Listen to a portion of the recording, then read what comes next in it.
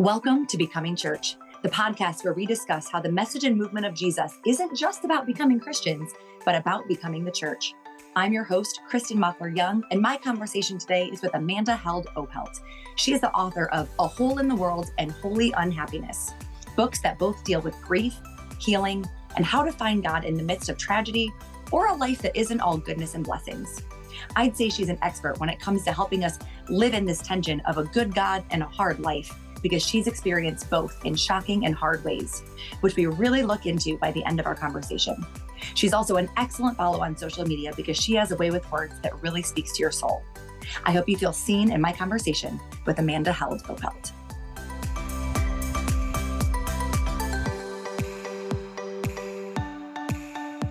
All right, Amanda, so here we are the morning after Halloween. Two frantic moms already chatting about jumping on late because of traffic and sleep and schedules and lunches and all the things. Yes. But we both have a strong cup of coffee in our hands. So I think we're going to do great. That's true. I also have Halloween candy. I want to know what you stole out of your kids' trick-or-treat bags from yesterday. I am pretty notorious for stealing the Reese's peanut butter cups. So that is actually my plan. As soon as this conversation is done, is I'm going to sort through the candy and grab all the stuff I want. Perfect. And hope they don't notice. Is that bad? Oh, that feels wrong, but it's the mom tax, right? It's our right. As we had to walk through the cold. Listen, where we live, it dropped like 30 plus degrees from the day before until the day we had to walk around with our kids in the dark. Yes, it was like 40 degrees and drizzling last night while we were out getting candy. Yeah, it was pretty miserable. So yeah, we definitely deserve. We've earned it. Yeah, those Reese's are yours. Yes, they're yours. They are mine. They are mine. Oh, that's awesome. Yeah, mine last night when they went to bed were like, and don't get candy out of my bag. I was like, you won't even know it if I do. So I'm going to tell you right now that it's happening and you won't miss it. Like you're okay. That's good. Honesty, I guess, is the best policy. Yes. All right. Well, I have you on because you wrote a book called Holy Unhappiness, and I read it a few months ago. I've actually gone back into particular sections and I've read parts of it twice. Oh, cool. Because it just hit me in a place where, I think you said you wrote it to answer the question, like, what good is God when he doesn't soothe every fear? But the line that really cemented it for me in your introduction was when you described your life as, I think, a constant trickle of disappointment, or like that kind of constant trickle was always kind of in the like lingering. And so for me, it was one of those where I was like, I want to have a conversation about this because it hit me so hard and it was so relatable. But at the same time, as a pastor, I'm like, can I tell people that I relate to this? Like, is it okay to admit these things, So why do you think it is that we're afraid to admit when we're unhappy? Yeah. Well, I think part of it is that for me, like on paper, I have a really incredible life and I have so many privileges. And particularly when we see things going on in the world around us, like we're watching right now, it feels like, okay, am I allowed to say when my life, which on paper is so privileged and has so many advantages, is still hard? Does it matter to God? Yeah. Does it matter to anybody? But I think that the main reason, and this is the reason I wrote the book, I think, is because I think that kind of growing up in the evangelical church and as a Christian and Christian subculture, I was just kind of given this impression that one of the marks of a spiritually mature person or a person with a sound theology was someone who was happy all the time. They were always joyful. Yes. They didn't experience anxiety. They didn't experience any kind of anger. They didn't experience disappointment or certainly not depression. That was kind of this impression that I was given, that I would kind of show my holiness by demonstrating my happiness. And that was an evangelistic tactic, even that we need to draw in a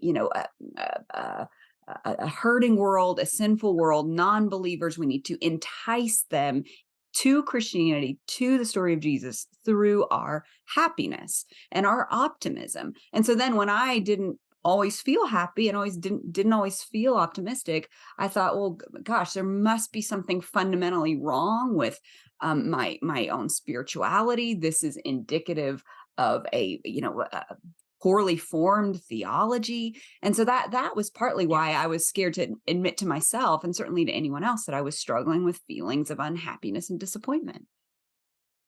Well, and like you said, I think growing up in the evangelical church, and a lot of our listeners too, I think have similar backgrounds and upbringings that Mm. you and I do of like in the 80s and 90s. And Yeah. you mentioned in the book how it wasn't just like one message, but it was kind of always this underlying thing, right? Yeah. It was through like Yeah. lots of different messages of purity culture and prosperity gospel and all of these things that, yeah, I think we walked away with the idea that we if we're not happy, if God's not giving us XYZ, Mm. or we're not finding fulfillment in whatever it is, that Mhm. yeah, it's because we're not praying enough, our faith isn't strong enough.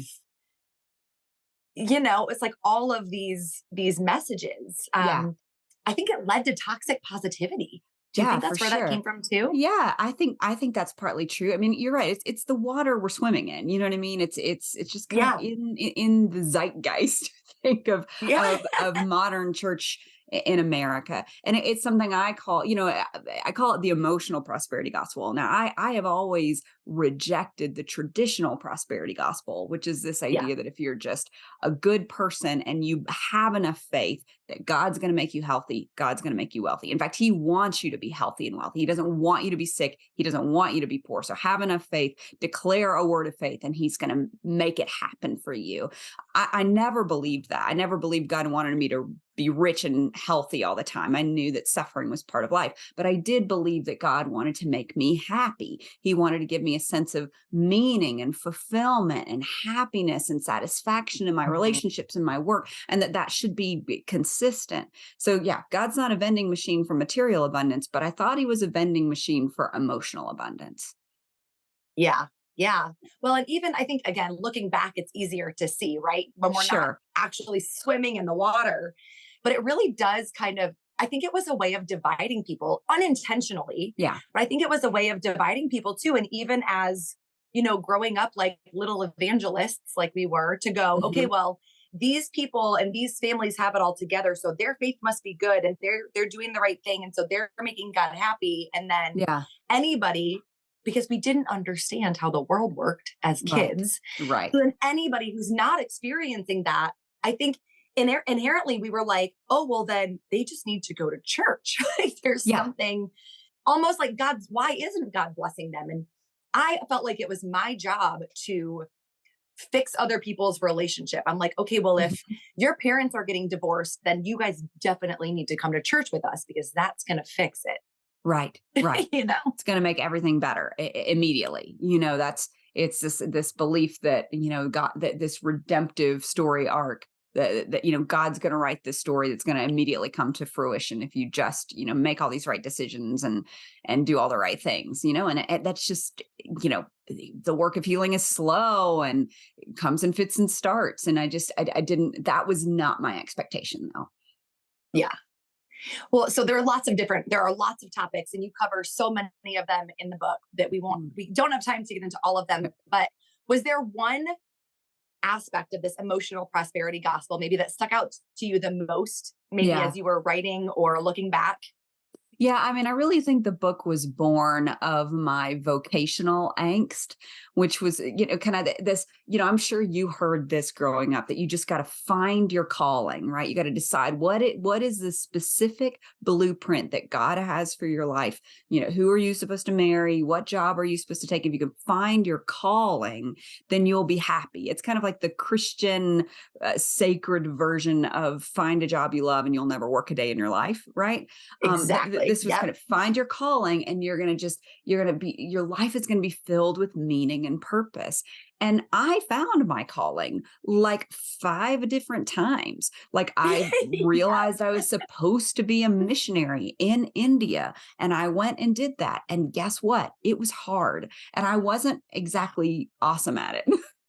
and I missed my family. And there were all kinds of, it just wasn't the exciting adventure that I thought it was going to be. So then I came home and it was like, well, I must have messed up. That wasn't my calling. I was mistaken. So I came home and I found my calling again. It was working at a Christian nonprofit, working with, underprivileged women in an urban context. And I taught that, we taught GED, we did mentoring and Bible study. And guess what? That was hard. That was exhausting. I burned out. It was so eye-opening. I didn't realize just how much poverty and struggle and systemic racism, all these things were present in the American context. And I was unprepared. I didn't know what I Yeah. was doing, and I burned out. So then I found my calling again, and I went and did international aid work. I worked at an international aid organization. And guess what? That was hard too. And so it was just like Mhm. this, me kind of understanding that, okay, there may not be one specific thing that God is calling me to. Maybe he's Yes. calling me to his heart, calling me to his character, calling me to Christ likeness. And there are all kinds of things I can do within that sphere. But also, even if you do find a job you're really good at and you love and is good work and is holy work, it's hard. It's gonna be hard. You're gonna be exhausted. You're gonna be bored. Even worse, you're gonna be bored sometimes. And Yeah. that's There are going to okay. be days that you hate it. Exactly. Doesn't mean you should Yeah. quit necessarily. Doesn't mean you've made a mistake. It just means that, hey, this is life in the aftermath of the fall. This is ministry. This is the labor of loving people. And it's hard. And you know what? That's okay sometimes. Yeah. Yeah. I also think there was something to, and maybe it's our parents' generation, not Mm, to fault them, but just the mind frame that they came from is, at least for me, yes. And I think it's more common. Like there was the one right? Like there was yeah. the one person and the Hmm. one job or the one career. And so like for me, I realized same, my calling was to teach kindergarten. Hmm. Amanda, I was so good at it. I was so good at it. Like Yeah. I don't even care if that sounds, I like killed as a kindergarten teacher. I was so good. Yeah. And then after, lots of years, like after 12 or 13 years, I was like, oh, I think actually I need to take a break from this. It Yeah. just changed. I was in a super toxic situation. Like it was affecting me mentally. It was affecting my family. And Yeah. um, so after a little break, then I came on staff at my church. And it wasn't long after that God made it very clear, like, hey, your next calling, your next Hmm. season is in ministry. And I fought that for so long. I was like, Yeah. I am not the one. God. Yeah. Not me. Not But I me. think still a lot of people, I think that my family sometimes, or people who knew me for a long time, are like, you're weird as a pastor, because in their Mm, mind, my one right thing was to be a teacher, yeah. you Yeah. know? Yeah. And so even shaking out this idea of whether it's the person we're supposed to marry or career or where we live or Yeah. who we are or anything, it's like it actually can change. Yeah. Oh, I love how, I mean, that word seasons is, I know it's used a lot, but you're absolutely right. Is that I think there's so much more, I think, satisfaction and freedom in life when we can look at life as a series of maybe seasons and see that it ebbs and flows, and what is asked of us, what is required of us Yeah. changes. Most people don't think it's, sit there as, in high school youth camp, dreaming of a calling that involves caring for their aging parents, or Right. even, or Right. spending 6 months in a cancer ward. You know what I mean? These are Yeah. not the Yeah. callings that we dream of, but sometimes it's what life asks of us, demands of us. It's what Yeah. love requires of us. And so it's what Yeah. it's what we do. But I think we get so committed to these scripts, this telling an important story with our life, doing this big thing for God. Andy Crouch, I love it. He calls it impact fetish. We have this fetish for having a huge impact for the Lord. What kind of impact could I have for Christ in a cancer ward, or changing, diapers, or taking care of my aging parents? And Yeah. that work matters too, even if it's not this script that you feel like God gave you as some particular kind of romanticized calling. Yeah. Well, and then there's also options, right? I Yeah. remember the first time that I really, it was revealed to me, the Adam and Eve story, where, in my mind, again, like Bible stories, for Yeah. kids are very clear cut and black and white and leave a lot Yeah. of stuff out sometimes. but those are the versions that stick with us. Yeah. God says, don't eat of this tree, but we forget, like, but he doesn't say, here is the one tree that you can't Yeah. eat from.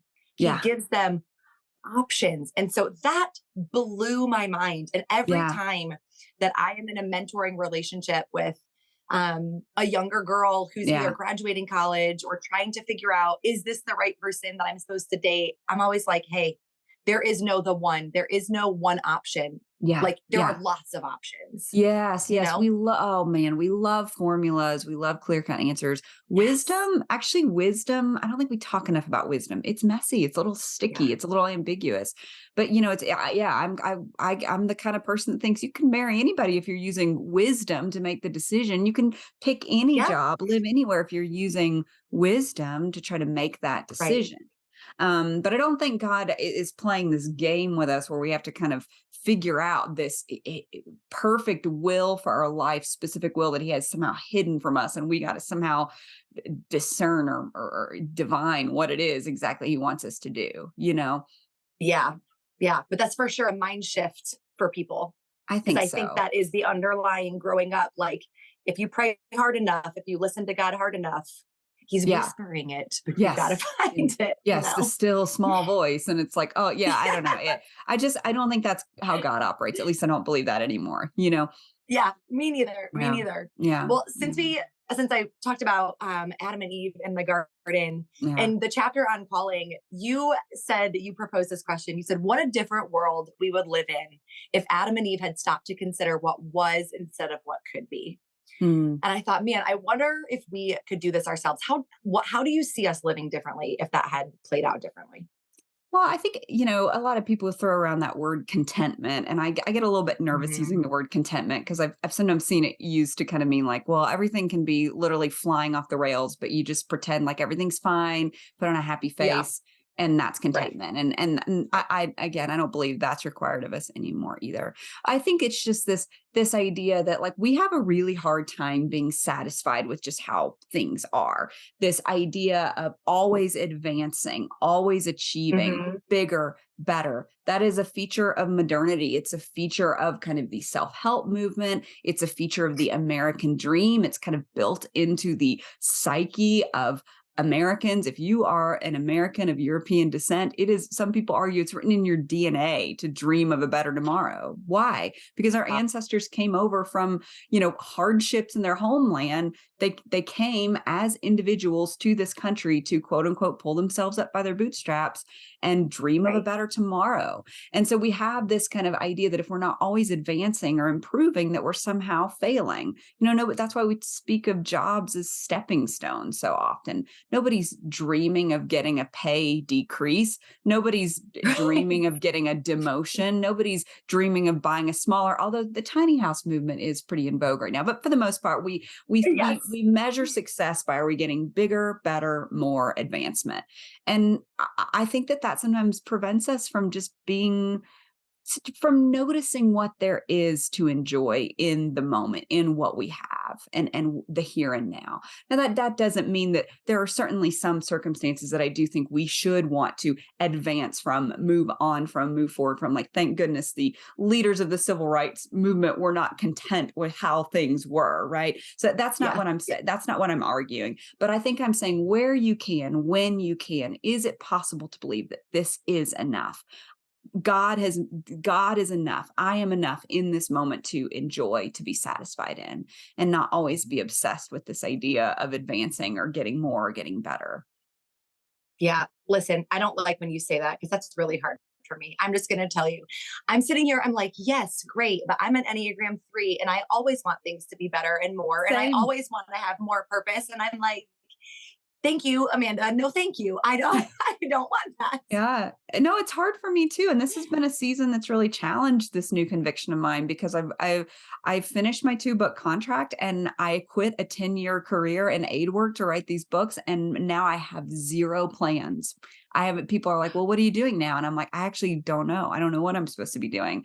Yeah. I should probably be trying to get more followers on social media. I should probably be trying to get a bigger, better book deal. I should probably be, whatever the case may be. And I just feel like the Lord is saying, why don't you kind of hang out for a while and Yeah. just enjoy your life if you can. If you need to make more Yeah. money, then maybe I should go work as a barista. Like, you know what I mean? Or go Right. do something, is that, would that be enough for me to say that like I'm not have to be advancing my career all the time? Like, I think it's an important reality for me to face right now.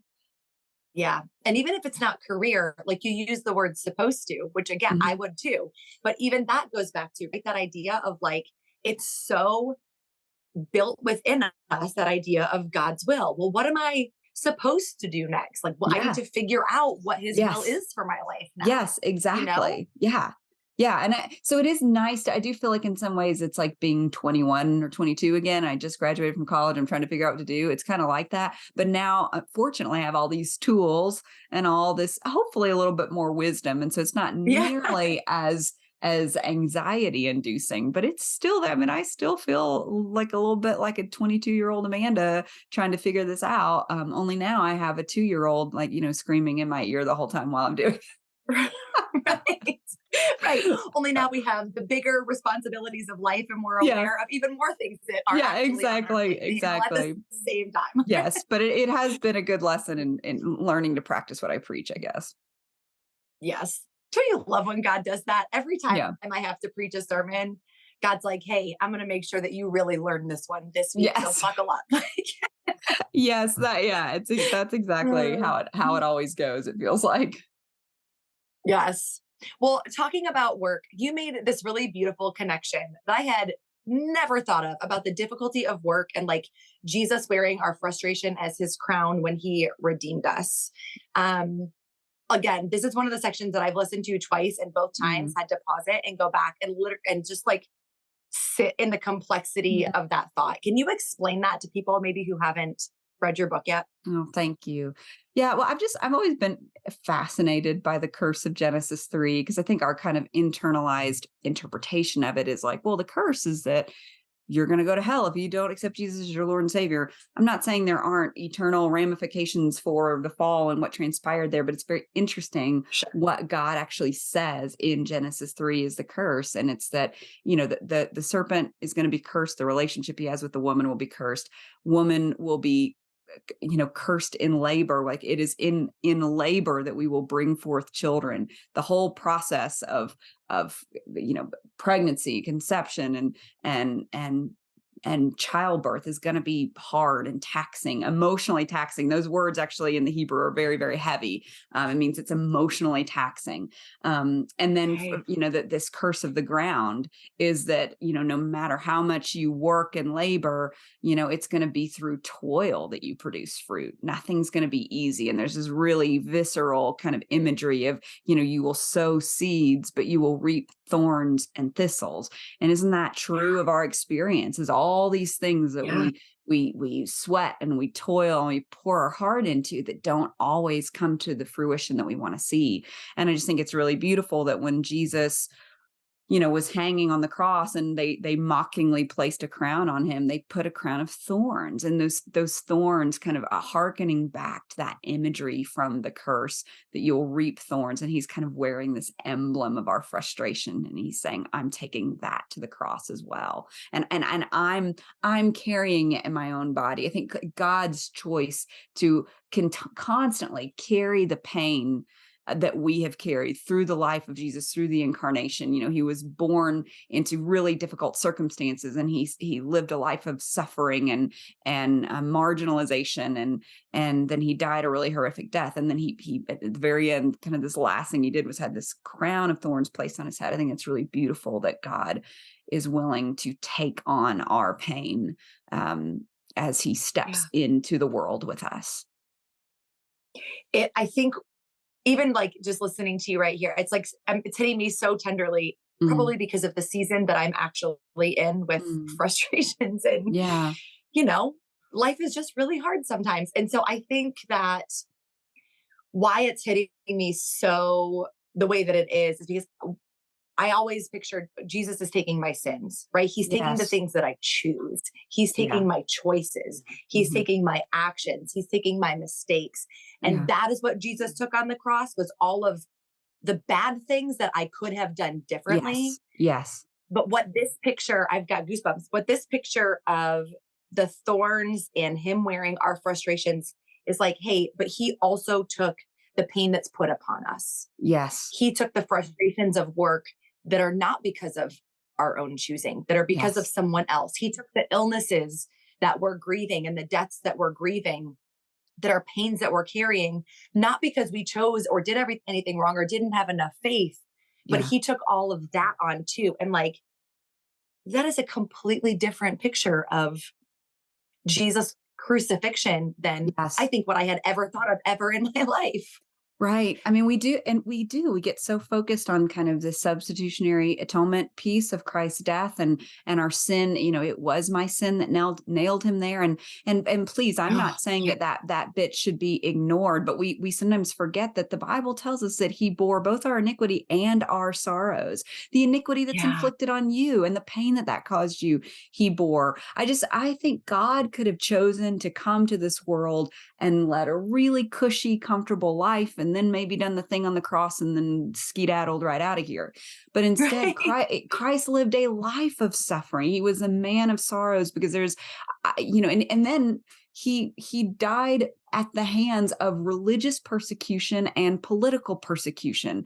Those are the things that we see. So much suffering has been wrought in the world by these two powers, and it's like he carried that. He lived Yeah. it. He allowed himself to be victimized by it. And I think that's the kind of the piece that we sometimes ignore, is that he came to carry our sorrows. He was a man of sorrows, and he wore those scars into his resurrection. Like, that's the thing to me that blows my mind, is that he came back in a resurrected body, a perfect body, but what remained was the Right. scars of that pain, the scars of that choice, that I think he wants us to know. He will never forget the story of our pain. He will never forget the story of what he did for us and what he bore for us, even in his resurrection, that even in the victory, there is a memory of the pain, and that's okay.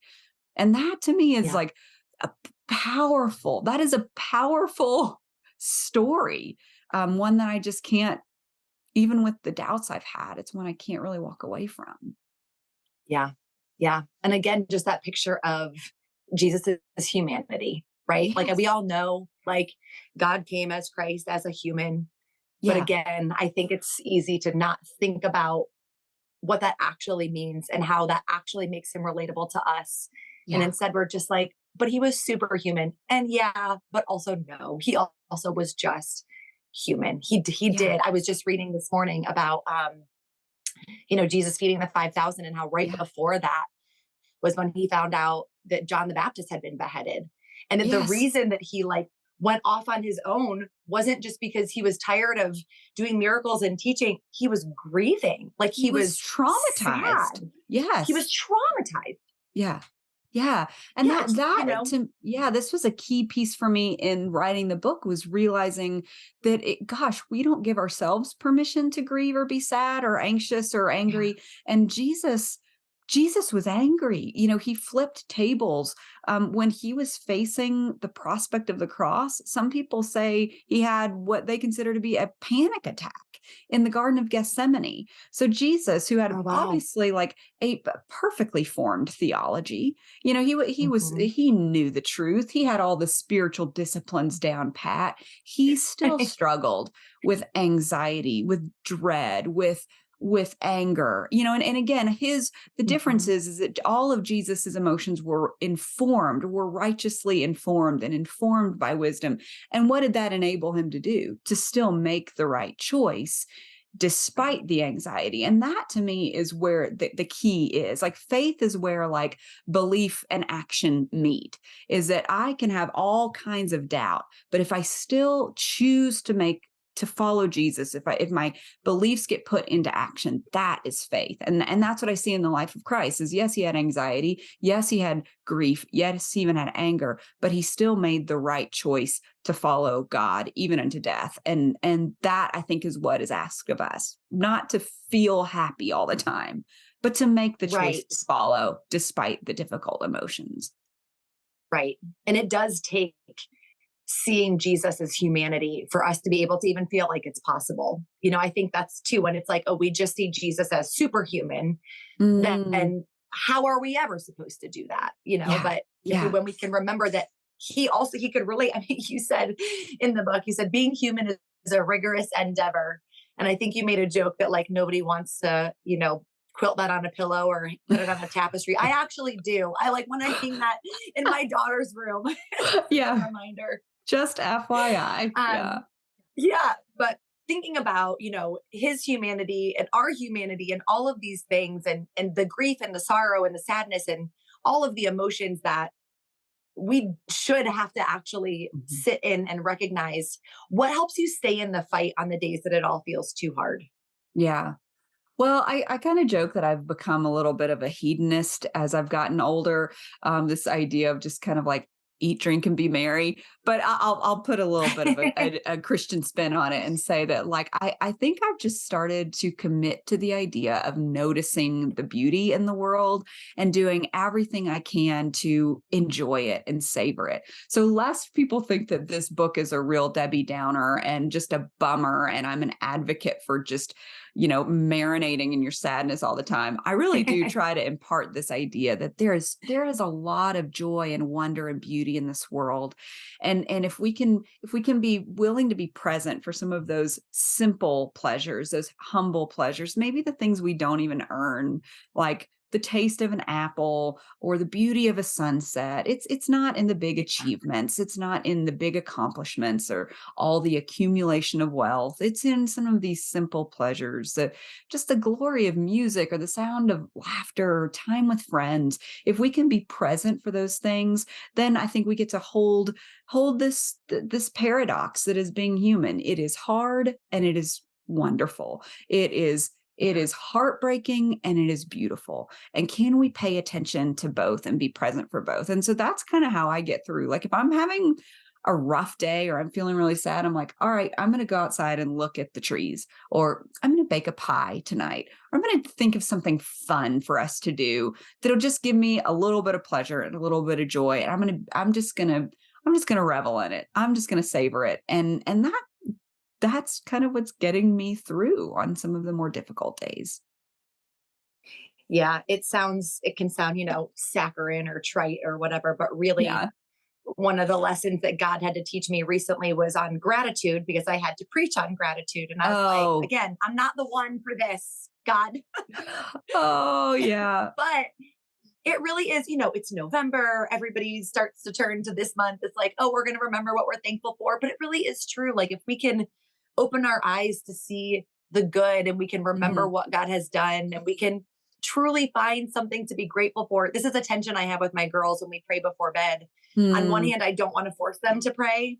So on the Yeah. nights that they're like, oh, I don't want to say anything, outwardly, I'm like, okay. But internally, I'm like, okay, how do I get them to find one thing that they can Yeah. tell God thank you for, Yes, yes, just to in their notice, day? yeah, yeah, yeah, and for me, I mean, this is biblical. This is Ecclesiastes. It's like the wisest man who ever lived, supposedly, and he's saying like life is really hard, and you accumulate Yep. wealth, and you grow in wisdom. He's talking about all these things, and he's like, and still life is meaningless. It's like, well, that's a Yes. bummer.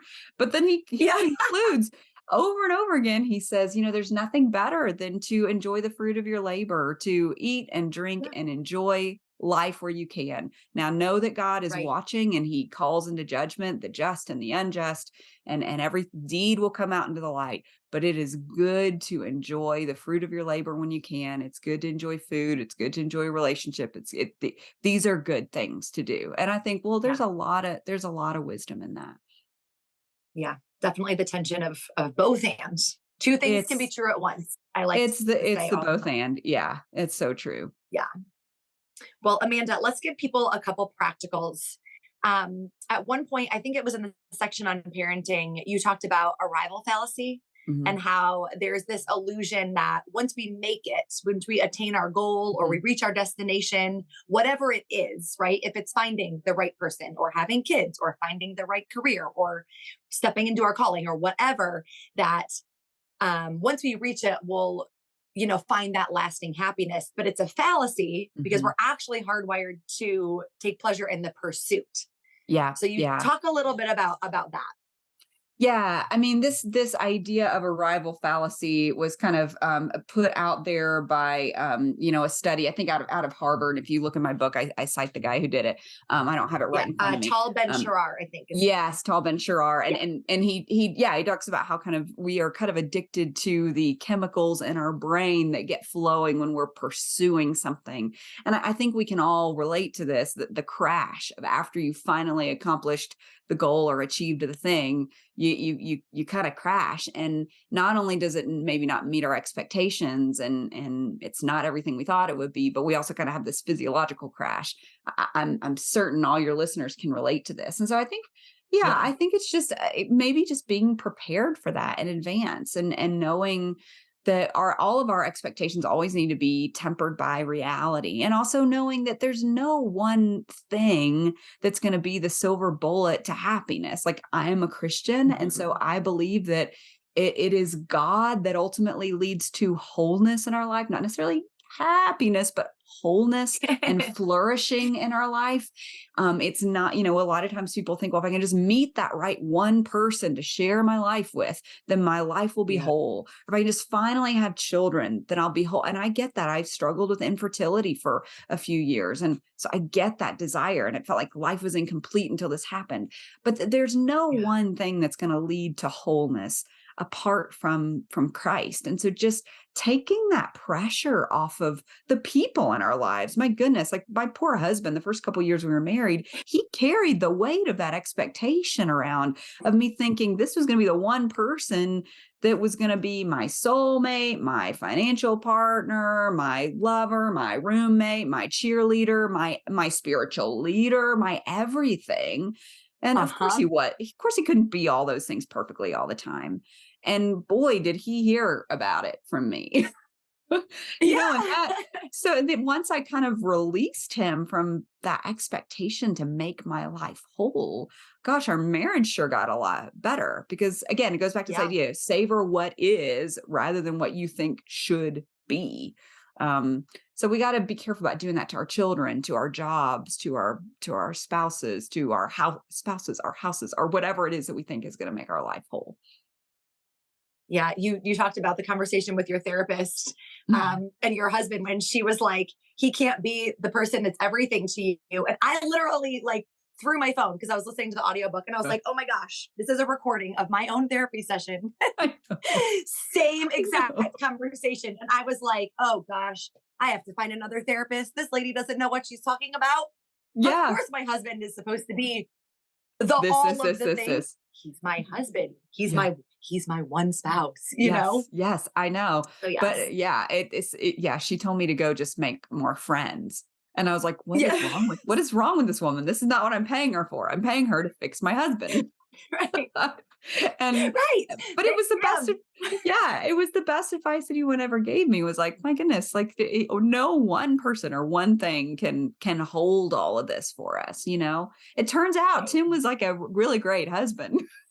He just wasn't Yeah. perfect, you know what I mean? And I was pretty upset with him for a while about that, but Yeah. Changing our expectations changes a yeah. lot there. Yeah, it does. It Okay. does. So for that's a little bit spouses and expectations. What about your kids? How are you raising your kids in faith differently than Mm. maybe how you were raised, how we Yeah, were yeah, raised yeah. in the church? Well, I gotta give huge props to my parents, because in spite of the fact that there was a lot of these kind of like maybe unhealthy accoutrements to evangelicalism when I was growing up, they did a really good job, I think, to kind of protect us from some of the more toxic elements of that, and even like the way we talk about purity culture a lot. The way my church and youth group talked about sex, I thought was really healthy and really good. So my parents Yeah. as good a job as they could to kind of raise us in this more kind of consumeristic iteration of Christianity that we grew up in. But I think what I'm trying, again, as good as they did, it was still in the air we were breathing. You know what I Sure. mean? It was still all Right. around us. And Right. so I think what I'm And kind of it's trying not to, so much exactly what they say, it's what we hear. It's what we internalize, yes, it's what we absorb all around us. And Yeah, so, for sure. I think what I'm trying to be really mindful of, that old adage, what you win people with, you win people to. And so just trying to be careful about not winning my children to Jesus through some of these extras, if that makes sense, of like, Yeah. well, Yeah. if you follow Jesus, there's pizza parties and cool t-shirts and cool Christian bands. And it's like, we have our own subculture. So we're cool and we can hang with the culture. I think that was a lot of the way that we were kind of tacitly trained to win followers to Jesus, is like, let's just get them into the Yeah. cool youth group where there's a hot band and really dynamic speakers, good orators that are just really compelling and give the message of Jesus. And I'm trying to just say, like, hey, this is who Jesus is. And take Yeah. him or leave him. You know what I mean? Like, Yeah. he calls us to a way that is good, but it is hard. It's narrow. Yeah. I mean, I think that verse about the gate being small and the way being narrow, I don't know that that's about who's going to get into heaven and who's not going to get into heaven. I think it's saying the way of following Jesus is going to press in on you. It's going to require a lot of you. And so I'm just kind of trying to say, like, just take away some of those added elements that were meant to entice people and present Jesus for who he really is and who he says he is, with none of that extra fluff. And if they say yes to that, then I think that's a much more sustainable form of faith than a faith that said maybe yes to all that other stuff and then begins to wonder who Jesus really is when all that falls apart. Yeah. Or even just the promise of heaven. Like, Yeah. I think that was a lot of it too. We're going to follow Jesus. We're going to believe in Jesus so that we can get to heaven. Well, Yes. that's only going to last for so long, because guess what? Heaven is a long way away, most likely. Yeah. Yeah. That's so true. So the shine of that wears off. Yes. Well, and even the fear tactics, like I grew, well, we just had Halloween. I grew up in the South where, the Southern Baptist church down the road, had like the judgment houses, like where they The set hell up house, like the the hell house. It's like hell in the basement. They basically created hell in the basement of their church. And, instead, that's what they would do for Halloween. And it was this whole theatrical performance kind of meant to scare people out of into saying yes to Jesus. And I think it's just like, I think that there's something to be said that, like, I think life apart from God, no one wants to live a life apart from God, but I don't want this to be a decision they make out of fear. I want it to be a decision they make out of faith, that their heart says yes to Jesus, Yeah. Yeah. Well, and saying yes to living life with Jesus, the humanity of Jesus, like we talked about earlier. Yeah. And saying, hey, I want to be in a relationship with this person because I trust this person as I look at his life, that he understands me. Yes. As opposed to maybe one day I'll get to where I can meet him. No, you can meet him now. You can walk with him now. You can live with him now. That's day. Right. And I think saying yes to Jesus, if you're really following in his footsteps, it means saying yes to be present for the pain in the world, because that's what Jesus did. He touched the lepers. He touched the bleeding woman. He stepped into a backward colonized, kind of outlier community in the Roman Empire. Like, I mean, again, these were a marginalized people group that he set up shop among, and he was present for it, and he was present for the pain, and he bore the pain. We have to do the same thing. And that means that life's not always going to be happy. If we're going to be present with people in their pain and not look away from the struggles in the world, then that's going to be hard. It's going to require a lot of you, but I think it's the way. I think it's the truth. I think it's the life. I don't know any other way to be human, to be honest with you. Yeah. Not slapping platitude band-aids over people's wounds and going, hey, just victory in Jesus. That really is just, it's just a shirking of responsibilities. And I do believe that sometimes people say that because they literally don't know what else to say. And that's okay. But we've got to get comfortable with being uncomfortable. And I think even if we can replace those moments with like, hey, I honestly don't know what to tell you, or this sucks. Like, what you're going through sucks. Yeah. And that's all I know to say. But I am in agreement with you that it sucks. And I think God thinks it sucks too. Yeah. We have got to learn the language of lament as Christians. We are really adept at the language that's a holier way victory. Than saying it sucks. Yes. Well, that's for me, that's solid lament language right there, Kristen. I'm all for that. But we're so adept at the language of victory and positivity. And it's like, oh, well, 1/3 of the Psalms are lament. So it is a language we have got to learn to speak to one another, over one another, for one another. That's good. All right. Well, Amanda, since the podcast is called Becoming Church, we can't end without hitting on that section of the book really quick. Yeah. And so you said that growing up, you believed the lie, like I think a lot of us did, that Christianity was safe and entertaining and attainable. And so you are, though not on paid staff, you are in, I would say, in the ministry realm, ministry life. You serve at your church in a variety of capacities. So do you see this idealistic Christianity changing like now? Yeah. Well, I think that I think I just came into my faith because I had such a positive experience in the churches that I grew up Yeah. in. Hats off to my parents again. I think that I always had this idea that like church was supposed to be safe. Church was supposed to be easy. Church was going to be filled with good people who were easy to interact with and easy to deal with. And Christianity would create this buffer for me in a sense. It was like going to be this safe bubble of community, like-minded people that I could just kind of like float through the world with and stay safe with. And I just don't believe that anymore. Well, to begin with, I think church is filled with imperfect people. You know what I mean? And Yeah. church is going to disappoint you, and the church is going to be broken because it's made up of broken people. It's an incredible choice on God's part to use human beings to build his kingdom because he knew we would mess it up, but he wants us to participate. You know, kind of like when I ask my kids to help me clean the kitchen.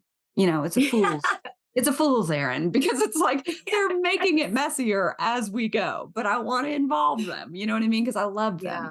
They're my Great treasures. analogy. And so I think that the church is going to be messy. It's going to be broken, and it's also not going to protect you from the pain in the world. In fact, if it's doing that, it's not living into its purpose. The church is to go to the painful places, to be present in the struggle and in the difficult places. And so if what you're hoping to get out of a relationship with Jesus and participation in church is a safe bubble of like-minded people, we're doing it wrong. Church is community, church is belonging, church is sharing in the sufferings of Christ. We're going through Philippians at our church. So we're harping on this right now. We share in the sufferings of Christ, but it is not a safe bubble of people that are just going to make you feel great about yourself and protect you from the world. We are to be in the world. Yeah. How do you think our church is very much that way? I think there are other churches that operate, from that mindset, but like the big C church, right? The global church. What do you think it would look like? How do you think that we can take that message and start to shift people's perspective of seeing the church that way? Yeah. Well, I mean, the church has a horrible PR problem in America right now. And I don't know how much blood, sweat, and tears we should spend trying to fix that. The church is never always going to be, popular. I just want it to be known as a place where people are real and people are loving, So I think what the church maybe needs to do is focus a little less on power and influence in the sense of cultural influence, and maybe focus a little bit more on holiness. And I don't mean holiness in like a kind of Bible thumping, conservative, like, keep all these rules really strictly. I mean holiness in the sense that like the word holy often means set apart for a sacred purpose. Are we really living as people who are set aside with a sacred purpose of being a light to the nations and a light to the world? When they look at us, do they see people who are flourishing in a way that they can't really explain? And by flourish, I don't mean big buildings. I don't mean big programs. I don't mean like, the big mega church with the fancy lights and the cool coffee shop. None of those things are bad if they're serving your purposes, but that's not what I mean by flourishing. Yeah. I mean, is there wholeness in our relationships? Are we involved in our neighborhoods and our communities? Are we kind to our children? Are we kind to those and noticing those in the margins of society? I think if we focus more on that rather than gaining some kind of cultural ground, political power, and instead focused on being holy, set apart for a sacred purpose, I think the church, I think that the church would do a lot to improve its image in this country. Yeah. But Yeah. more importantly than that, I think it would do a lot to fulfill its purpose. Yeah. For God's kingdom. Yeah. Well, and it's, again, the podcast is called Becoming the Church, because Mhm.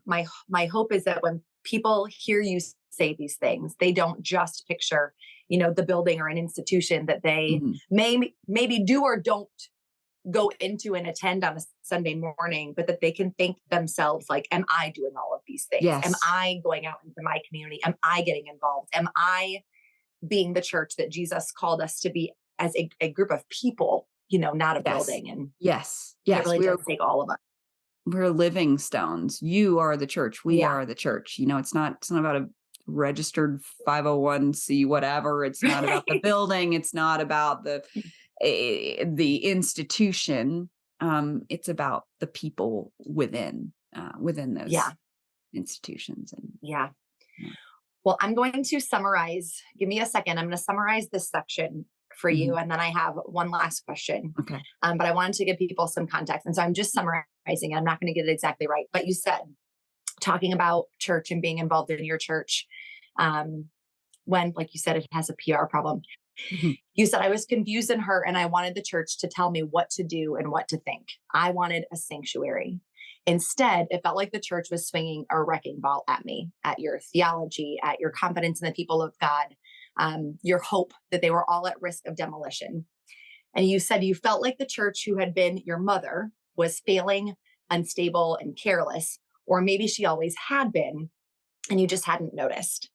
And then you said, and I think a lot of our listeners can relate to this, you said, how was I supposed to ask people not to quit or to impart hope to them when I was losing mine? How was I supposed to ask them to stay when I was considering leaving myself?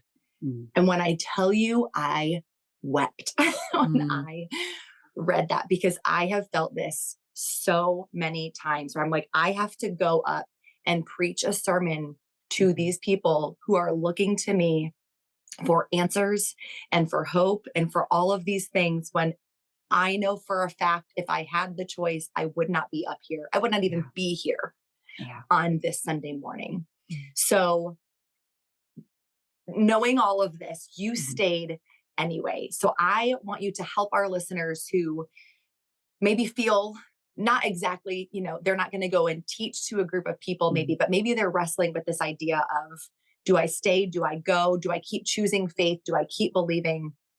Why did you stay? Yeah. And how did you get to the place where you knew that you could? Yeah. I think it just keeps going back to this idea that the story of Jesus it's a story that's too beautiful for me to not believe. Like, it's too astounding to walk away Yeah. from. I just find it to be a story that's gorgeous and incisive and precise. Like, it speaks with such precision to what it means to be human, to the places in my heart that hurt, that struggle, that sin. And I don't know. I mean, people say this a lot, but I'm like the disciples. Well, where else am I supposed to go? You know what I Yeah. mean? Yeah. Um, and in that moment, I think often of poor Martha, Mary and Martha. And, it's a famous story of the holy sister Mary is sitting quietly listening. And poor Martha gets slammed as like this busybody, even though like chapters later in the book of John, she makes one of the most definitive statements about Jesus' divinity of anyone in all of scripture. She says, I know you can do anything because you're the son of God, basically.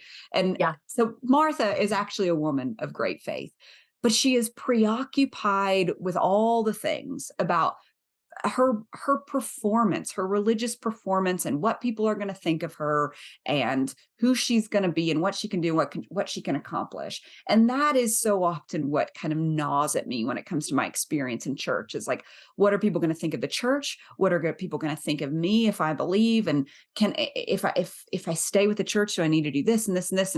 And what can I accomplish for the church? What is our church accomplishing? What is the church, capital C, accomplishing in the world? And I think really what Jesus says to Mary applies to me, or to Martha. It applies to me, and it applies to the church at large. Is like, you are distracted by so many things. Few things matter. Indeed, only one. And so I think when I kind of turn to the indeed only one, the one thing that mattered, and that is like, who's Jesus? Who is he calling me to be? Who is he, and can I become like him? That's when all the kind of like the unhealthiness of church expressions and the brokenness of the institution and my own sense of inadequacy within it falls away. And I say, I'm following Jesus. And if anybody else is doing that, then let's walk together. And that meant that I had to stay. I stayed, and I'm so glad I did. I'm so glad that I did, because it's led, I think, not to a life of ease, but I think to a life of flourishing and wholeness. And wholeness. Yeah. Amanda, thank you. That's great. That's beautiful. We will link up both of your books in the show notes. Great. Your Instagram, all of the places where people can find you. Is there anything else that you wanted to say? No, just thank you for your work. I think everywhere women and the family of God are serving the Lord, I just think we ought to be cheering each other on rather than like competing or comparing. And so I just want to say thank you for your work and what you're doing, and just cheering you on as you run the race. So thank you so much. Yeah. Thank you. Your sister, I need to tell you how her work and her words has deeply affected my life and my faith and my ministry. It wasn't until I came on staff, it wasn't until God really started to lean in and tell me that I was supposed to be a pastor. And I was like, absolutely not. I'm not. I'm not. I can't do that. I really started deconstructing, I guess you can say. And I found Rachel's books. I found her blogs. I found all of her stuff. And it truly changed and shaped my faith. I just felt like I had this connection. I felt like finally somebody understood my experience growing up, and it gave me freedom to know, you can think about things differently and believe differently. And, reading her words led me to dig deeper into Sarah Bessie and other people. And now I really just feel like I've had a whole world opened up of this whole community of people that are okay with discomfort, and not everybody doesn't have to agree with everything. And so many things. Have all the have all the answers and follow all these scripts. Yeah. So I just, because I will not ever get to tell her, I just want you to know on behalf of Rachel, and I know that you know what an impact she had, but it never gets old hearing it. It really is. We feel like such privileged grievers in that sense, because, everybody, when their loved one dies, thinks, oh, I wish the world could have known my sister, my mom, my dad, and we know that in so many ways the world did know her and saw who she was. And so it never, every time I get a message from someone, anytime anyone shares what you just said, I'm thrilled to hear it. I savor it. I'm good. So honored and thankful that she had that kind of impact.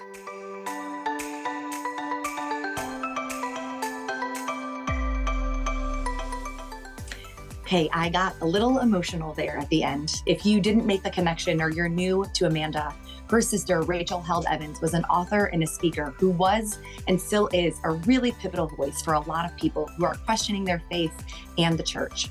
Unfortunately, Rachel passed away shockingly and quickly at the age of 37, but her legacy lives on through her words.